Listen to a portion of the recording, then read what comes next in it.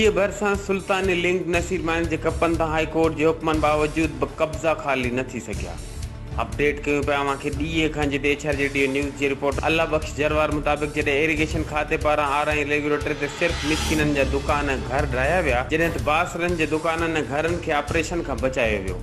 उन मौके ते उतां जे मुतासिरनि HRJD न्यूज़ खे ॿुधायो त जुडे ते सुल्तानी लिंक रोड नसीर माइन जे ॿिन्ही कपनि ते बासर माण्हुनि जो कब्ज़ो आहे, जंहिं सबबु हिकु त पाणी अचण में हेठि रंडकूं पइजी रहियूं आहिनि, ॿियो त इरिगेशन अमले उन्हनि ते का बि कार्रवाई न कई आहे। उन्हनि बासरनि बजाए ग़रीबनि खे नुक़सानु पहुचायो। हिननि वज़ीर आला सिंध ऐं आबपाशी जे सूबाई वज़ीर खां घुर कई त जल्द नोटिस वठी असांजे वधीक घरनि खे ड्राहण खां बचायो वञे। Ali Jafri Solanki, HRJD news, Hyderabad.